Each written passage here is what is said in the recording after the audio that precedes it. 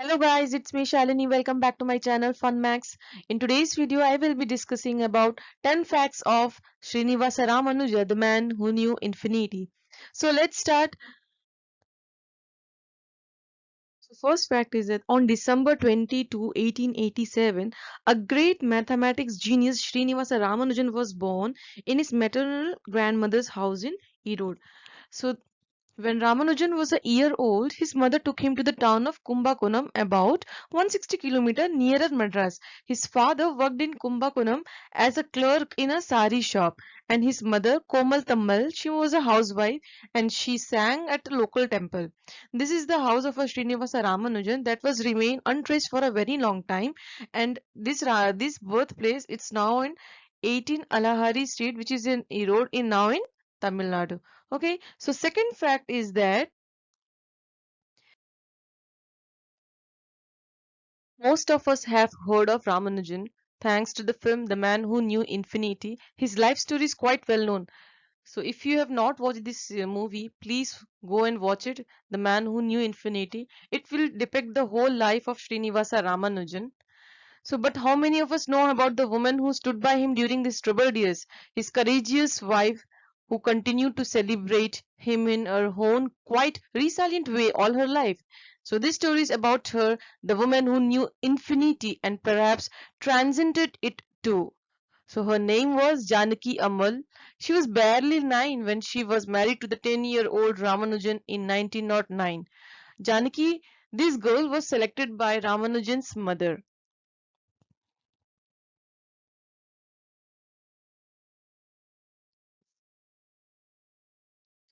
So, have you ever wondered whether Srinivasa Ramanujan had any formal training in mathematics?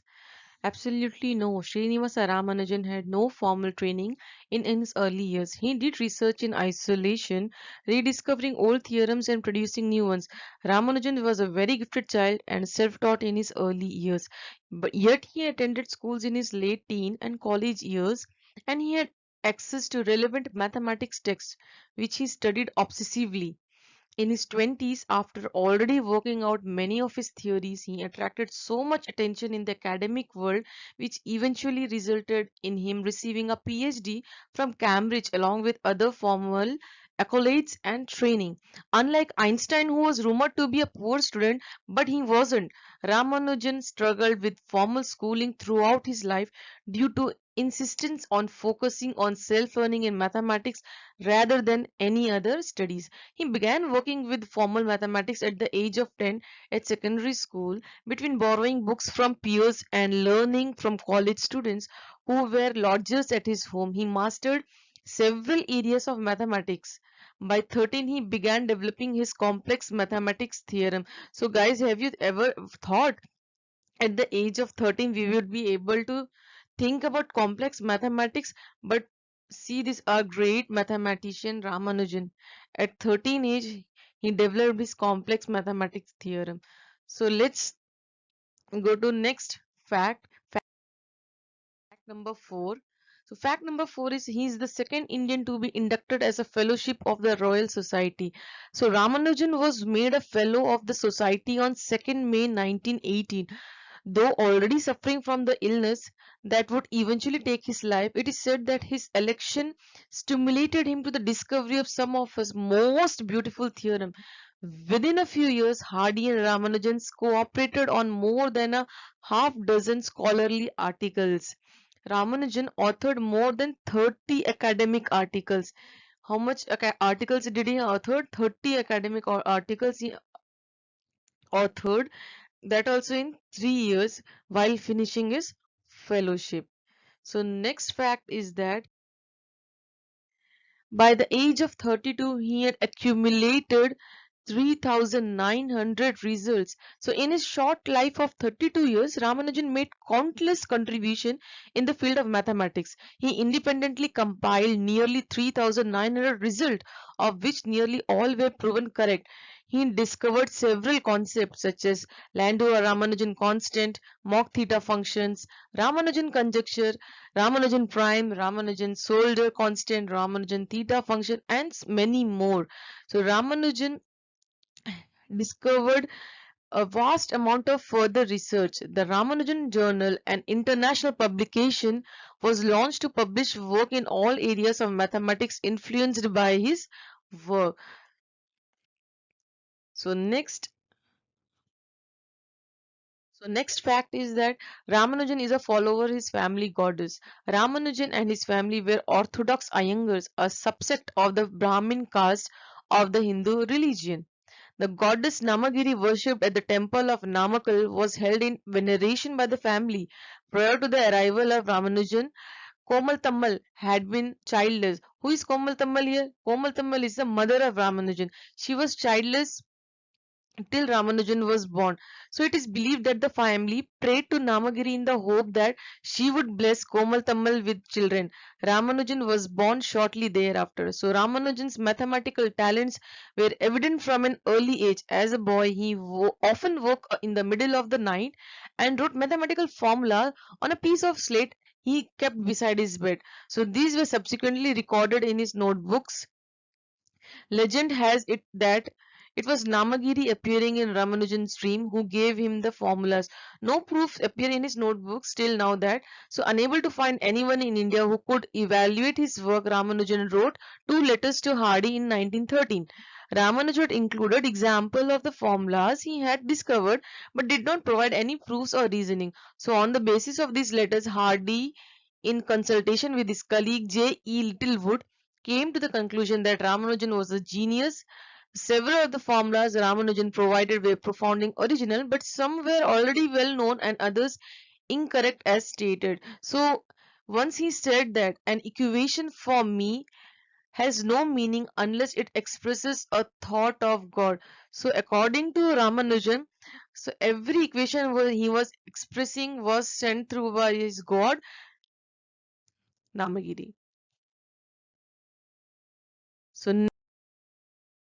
So, next fact is that there is a museum dedicated to narrating Ramanujan's life. To honor this world-renowned mathematical genius, Ramanujan Museum was established in 1993 in Chennai by Mr. P.K. Srinivasan, a math educator who spent almost 25 years collecting the resources which celebrate Srinivasa Ramanujan's life and massive contribution to the world of mathematicians. The museum was accommodated in the premises of Avai Cultural Academy, Royapuram, Chennai by Mr. A. T. Bose, who is currently head and leading the Ramanujan Museum along with its director, Miss Meena Suresh.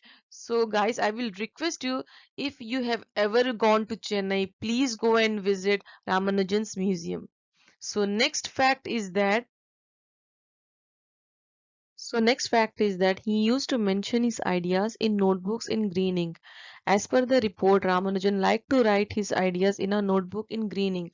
One of his notebook was known as the Lost Notebook. It was discovered in the Trinity College library by mathematician George Andrews in 1976. Later, it was published as a book. I have given the link in the description box from where I got this lost notebook pages, so you can go there and see more info from that site. So next fact is that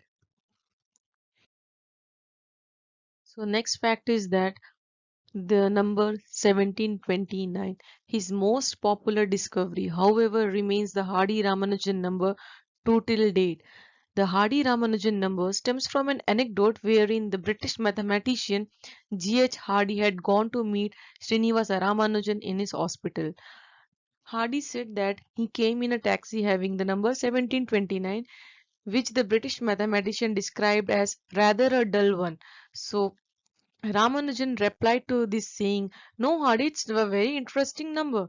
It's the smallest number expressible as the sum of two cubes in two different ways. So 1729 is the sum of the cubes of 10 and 9.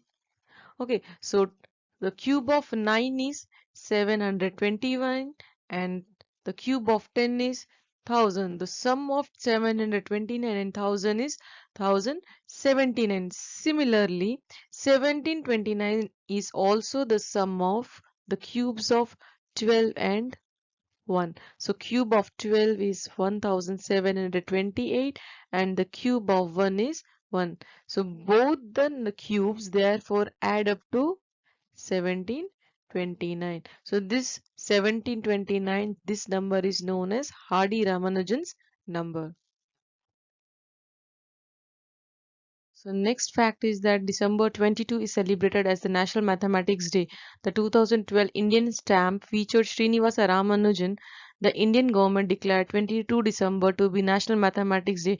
It was introduced by our Prime Minister Manmohan Singh on 26th December 2011 at Madras University to mark the 125th birth anniversary of the Indian mathematician Srinivasa Ramanujan. On this occasion, Prime Minister Manmohan Singh also announced that 2012 would be celebrated as the National Mathematics Year.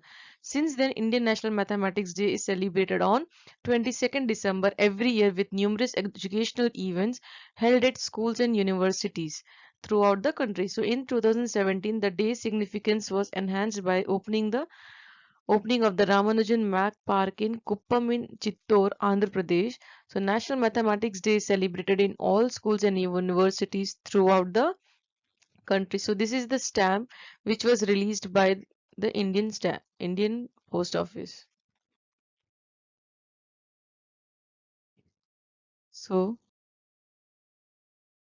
Ramanujan had a very little formal training and claimed to be influenced by the gods, although it is likely that Ramanujan's spiritual influence and the lack of formal training is romanticized by to explain his notebook full of proofless yet correct theories, with his genius perhaps being more as a result of a gifted mind, disciplined self-learning, and Carr's odd book of 5,000 theories. It still makes for a captivating introduction to a rather advanced mathematical mind. It also, of course, serves to remind us that genius can occur outside the halls of big universities and private schools. So we never know, maybe you can become such a genius. So always follow your dreams. Thank you for watching. See you all in my next video. So stay tuned. Bye bye. Take care.